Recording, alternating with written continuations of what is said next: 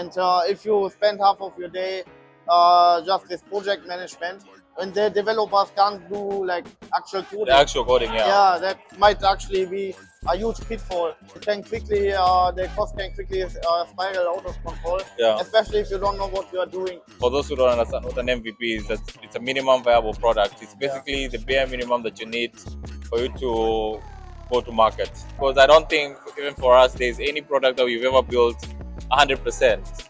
But we've made sure that it has always worked enough for the customer not to realize or to notice the remaining 10%. You should always ask yourself the question, would I use this? Not everything that you create or you like would work for everybody else. Maybe that is time for you to go back and either perfect it or kill it.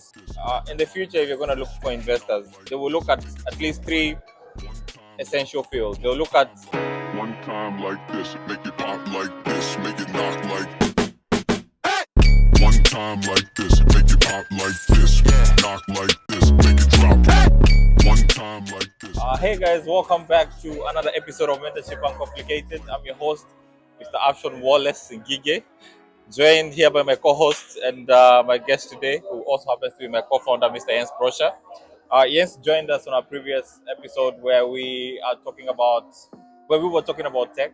And as you can see today, we are at the World Mobile Congress in Barcelona, Spain, where all the biggest tech companies come and meet and exhibit their stuff. And we happen to be one of the guys exhibiting. A very great event when it comes to networking, getting to meet new people, getting to see what's coming up or the new technology. And we figured it would be a good spot for us to follow up the next shoot, where Jens now will be answering some questions about tech. We received a couple of questions from you guys, and we want to take this opportunity to address them. And I guess we can jump right into it. Jens, are you ready? Okay, let's do this. All right, great. So I'll start with a pretty sophisticated question, which is a bit technical. How do you decide on the right tech stack to use? Yeah, that's a good one. I think it all depends, first of all, on the requirements of the project, but also, of course, what the tech guys, what they are comfortable with. Because if you have your tech team, your tech guys. First trying to learn some tech stack, some technologies that they are unfamiliar with, some coding languages. You also, of course, have to factor in that that takes plenty of time. Yeah. And that is time, of course, that your team can't be productive, can't work on your product. So I would say it's best to work with what you're familiar with. If there's some existing expertise, but also, of course, it really depends on like the use case. I mean, of course, some things you need to have a certain tech stack just to make it work. Yeah. Let's say if you're more focused on Microsoft technologies, or let's say you want to use AWS or something. I mean, then maybe you need to also consider that when choosing the tech stack. Okay, great. So there's a very big dilemma when it comes to startups. They wonder whether they should start with a mobile app, or the websites, or the web app. Okay. So basically, I mean, ideally, would want to start with all of them: iOS, Android, and the web app. Yeah. What would you advise guys that are getting into this industry, especially very fresh and new startups? Yeah. That's a good one. Yeah. I think it all depends on, first of all, where your users are. Yeah. So if you're looking at Africa, for example, the majority of users are on Android phones. I mean, when it comes to smartphones. But it also depends on like the target group. So maybe you know, the upper middle class, of course, you know, they might more be on iOS. Yeah. So of course, if you do a web app, that one will be accessible on all platforms. I mean, whether they use a web browser, desktop, laptop, or also via phone. Now, there's one thing to consider, and that is that having your app on the store, of course, it also increases your visibility. Yeah. Because, you know, many potential users, customers, Yeah. they wouldn't even search on Google for your app because they are used to going to the app store Yeah. and to search for the company there. And if they can't find it on the app store, Yeah. you know, it might already there might already be some doubts then about your business. You Yeah. know, like why do these guys not have an app? On the other hand, of course, developing a mobile app, especially with a native app, you know, for now Android and iOS, you know, it takes a lot of resources, it takes a lot of time. So it really depends on the kind of startup, on the kind of project you want to do, and also like on your target group. Yeah. So I think you know, it's not something you can give like the perfect answer to it, because it really depends on the circumstances. But sorry to cut you short, but I also think that, for example, just using us as an example, we started with a website, right? We first did the website, we launched that, and since we did a so-called hybrid app, Yeah. which is basically a website that's repackaged to run as a native app. Yeah. So that allowed us to use 90% of the same code base Yeah. for the web app in our mobile apps. Yeah, but as I mentioned, I mean, there's no really definitive answer to this question. And I also think that budgets are also key. So Exactly. if you can't afford to build both apps because they're quite expensive. And also the tech know-how that the team has, or if you are able to find the right people, the Yeah. right developers. Yeah. Yeah. I mean, And that's also a factor. Yeah, and I also think that the devices now have gotten better. Yeah. So sometimes you might not even notice whether you're using an app or a web app. Exactly. I was just getting there. Oh, okay. So, yeah, you know, a few years back, web apps were quite limited compared to native apps. Yeah. And also, you know, the performance-wise, I mean, early smartphones were really struggling sometimes. Yeah. So, but now it's not really a big factor anymore, because yeah, it's even hard to tell some web apps apart from native apps. I mean, especially if you also consider like these modern frameworks which highly optimize your code to run as smoothly as possible. Yeah. So I think this question has become far less important than in the past. All right, great. The next question is: should startups go by building huge teams or start lean? Yeah. So what would you advise? I mean, the good thing is that we always use ourselves as the best case scenario. Yeah.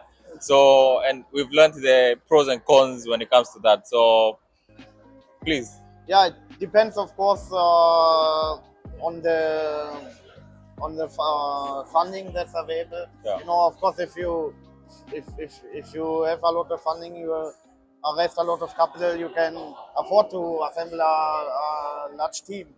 But, Avengers. yeah, exactly. But a large team also doesn't necessarily mean that that you work faster. Yeah. Because now also it takes more effort to coordinate the different guys and align them on the shared vision of what you want to do, what you're trying to achieve. So also the complexity increases, and the management that it takes increases. So yeah, I would say it has pros and cons. Okay. But it also really depends. I mean, what you want to do, because some startups, the projects they might try to do, they might have such a complexity that a large team is just necessary Yeah. to Are, accomplish. are there any tools that exist to coordinate developers? For example, let's assume that you're collaborating with somebody else. Are there any tools that exist to help you guys work together? You mean as in like project management? Yeah. Uh, yeah, you know, there are different methodologies. I mean, I'm sure many of the viewers are familiar with these terms. There's Kanban, there's agile development, At and least the so tech yeah, guys are familiar with that. yes, yeah, it falls under DevOps. Yeah. So, I mean, it really depends what the team and also what the founders are comfortable with. Um, no, there's also not like one definitive answer here. Yeah. But it might also be an advantage to just keep it simple, because I noticed like one huge pitfall that I've seen in many other tech startups, that they spend so much time on the project management, Yeah. and it becomes so bureaucratic that they don't get any actual work done. Yeah. Because they are only, in all these different tools like Slack, Yeah. and so on, and all these various project management suits. So yeah, so it really depends. I mean, for some teams it can help them, but for others it might bog them down. And if you spend half of your day just with project management, and the developers can't do like actual coding, The actual coding, yeah. yeah, that might actually be a huge pitfall. Yeah. So that's definitely something to consider here. One time like this, make it pop like this, make it knock like. One time like this, make it pop like this, knock like this, make it drop. One time like this, make it pop. What kind of hosting do you think startups need to start with? Yeah, because I know that as you grow, you need cloud, for example, like us. But when you're starting, let's assume you're just getting your Yeah. foot on the ground. What kind of starting hosting do you start with? Yeah, there are a lot of things to consider here. So first of all, the nature of the data. I mean, if you handle like certain sensitive data, maybe it needs to, there are these regulations that it might need to be hosted in the country. Yeah.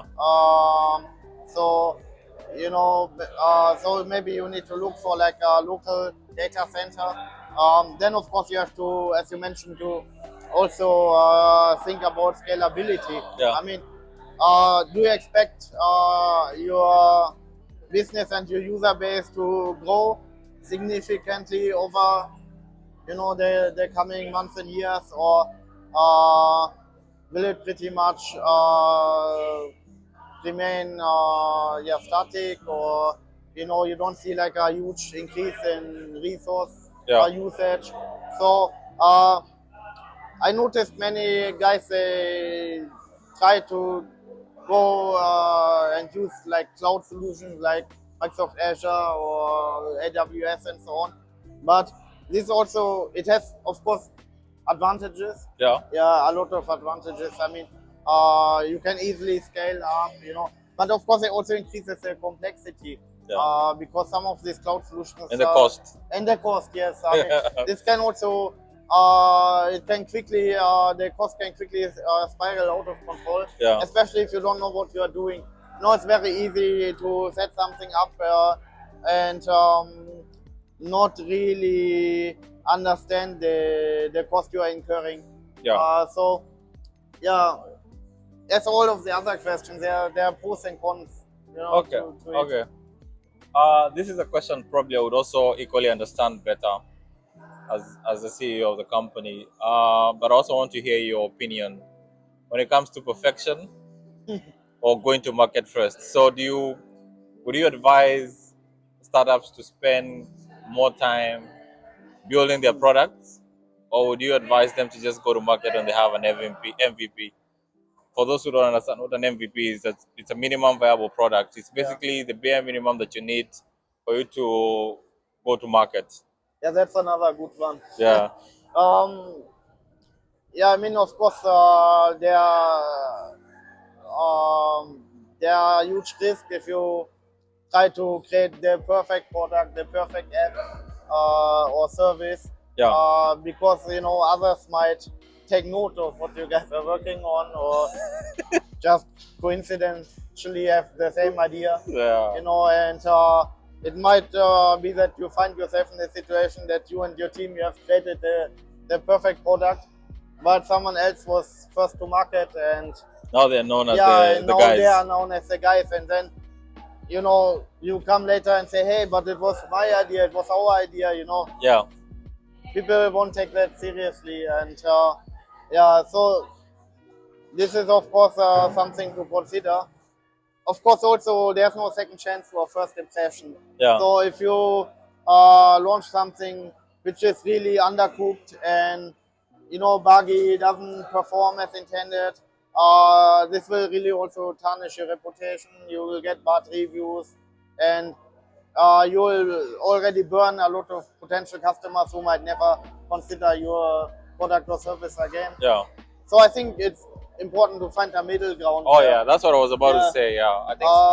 Yeah, I think sometimes you just need to figure out how to create that balance, because I don't think even for us there's any product that we've ever built 100%, but we've made sure that it has always worked enough for the customer not to realize or to notice the remaining 10% or 20%. So Yeah, what I always tell myself is you should always ask yourself the question, would I use this? yeah, Would I use this myself? yeah, Would I find this useful, or, and if the answer is no, then it means you're not ready. yeah, exactly. I mean, if I can't use the product myself as the creator, Yeah, then maybe that is time for you to go back and either perfect it or kill it all at that once. sounds harsh, but yeah, Yeah, I sometimes, mean, it's true, and you yeah, also have to be very honest with yourself that not everything that you create or you like would work for everybody else. Um, if you're able to have these conversations with yourself and with your team and whoever your testers are, the market, then I think you eventually come up with a pretty solid product. yes, Okay, so as we conclude, Jens, yeah. advice to startup founders that are mainly focused on tech. Yeah, I think I mentioned this in our previous episode. It's very important that at least some of the founders or some of the early team members Yeah, have some tech background or some understanding yeah, of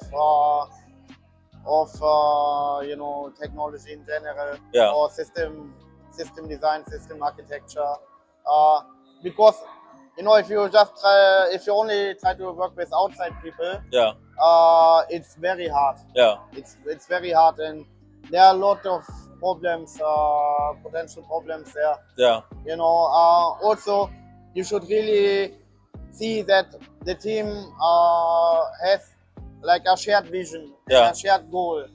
Oftentimes I've noticed with startups from all over the world that the founders quickly diverge into like different directions, want to do different things, yeah. and try to cram it all into the same product, and it just doesn't work. Doesn't work. Yeah, Yeah, you need a shared vision, a shared goal, and yeah, ideally, you have a technical, what is called a technical co-founder, or several technical co-founders. yeah, That means, guys who, instead of you hiring them,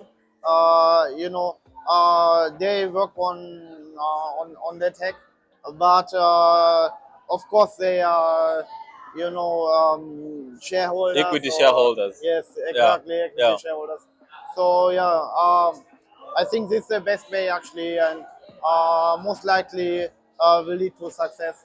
Yeah, I think so. I think there's a very there's a very thin line between, especially when it comes to startups, between you getting from MVP to an actual product, and you not doing that based on the tech co-founders that you have. Yeah. Because, and I keep telling guys that if you're thinking that you're going to pay yourself through this from beginning to the end, it's going to be very hard. And also now, investors, they also look at this. Uh, what I've noticed is that in the future, if you're going to look for investors, they will look at least three essential fields. They'll look at tech, whether you have a full-time CTO who's a co-founder or has what they call skin in the game, your CEO, whether he's got knowledge in business and business development, and finance. So you need a money guy that's able to understand money, able to understand fundraising, and so on and so forth. So if you're able to bring all this together in your team, you don't necessarily have to start together, but you need to create a plan of bringing these individuals together at some point. Then I think you'll be able to build a solid Yeah, product. I mean, if you are tech startup, Yeah. but the investors or they see like none of the founders has a tech background, that's a huge red flag. It's a red flag for these guys. And yeah. I mean, I've heard this so many times. And we've also seen it even in our initial stages. Yeah. When we were new, I think it became a very big roadblock towards growth. All right then. Anything else for our viewers as we check out? Yeah, as always. I mean, if you guys have any questions for Wallace or me, yeah, just feel free to comment down below, and we will try to address them in a future episode. Yeah. All right, great then. Thank you very much for joining us on this episode of Mentorship Uncomplicated. It's been part 2. I'll try as much as I can to keep bringing Jens onto the show, because I do believe that most of the people aligned to what we do are aligned with at least tech or startup or business that has to do with tech. And I believe that catching up every now and then and discussing these issues or these things and addressing the questions you might have is going to be beneficial to everybody. We learn in the process, you learn in the process, and like I mentioned, this is also part of mentorship. So like I also mentioned earlier, we are attending the MWC, which is Mobile World Congress. It's one of the biggest tech events in the world, currently being hosted in Barcelona, Spain. And it's actually always in Barcelona. It's always in Barcelona, Spain. It's a straight privilege for us to be here, to be able to experience this. And you've got resources or you've got networks that allow you to attend such events. Trust me, you wouldn't regret it.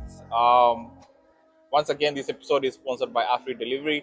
Do not forget to subscribe. Do not forget to share. Do not forget to recommend this to your friends. I believe there's quite a lot for us to learn from these episodes.